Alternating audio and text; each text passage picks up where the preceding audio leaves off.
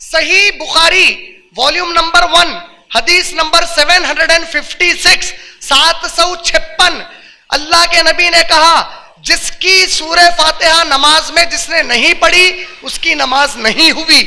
صحیح مسلم volume number 1 حدیث number 874 سے 884 884 سے 874 سے 884 10 احادیث. جس نے نماز میں سورہ فاتحہ کی قرات نہیں کی اس کی نماز نہیں ہوئی.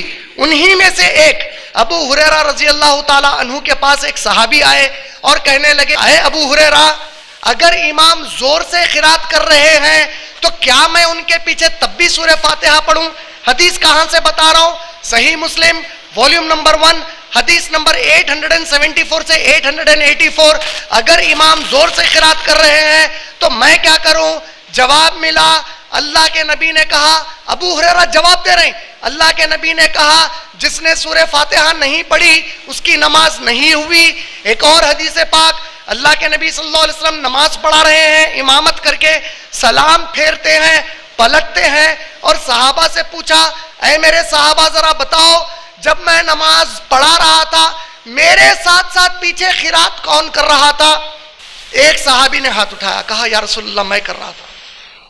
اللہ کے نبی صلی اللہ علیہ وسلم نے فرمایا حدیث سنیے میں کیا بول رہا ہوں غور سے. اللہ کے نبی نے سلام پھیر کر پلٹ کر پوچھا میرے ساتھ قرات اور کون کر رہے تھے نماز میں؟ میں زور سے نماز پڑھا رہا تھا اور کون تھے جو زور سے پڑھ رہے تھے میرے پیچھے؟ صحابی نے کہا یا رسول اللہ میں پڑھ رہا تھا. اللہ کے نبی نے کہا آئندہ سوائے سورہ فاتحہ کے کچھ بھی مت پڑھنا. تو میں سورہ فاتحہ پڑھ لیا امام کے پیچھے پڑھ لیا اس میں دعا مانگا آمین.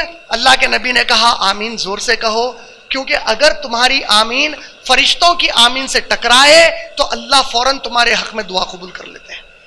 جیسے ہی میں آمین بولا اللہ تعالیٰ امام کو بولے یہ میرا بندہ دعا مانگا نا کیا ہونا بولا انہیں اہدنا الصراط تو جو صراط مستقیم ہے وہ صراط مستقیم میں سورہ بقرہ کی پہلی آیت سے لے کے سورہ الناس سورہ نمبر 114 کی آخری آیت تک رکھو.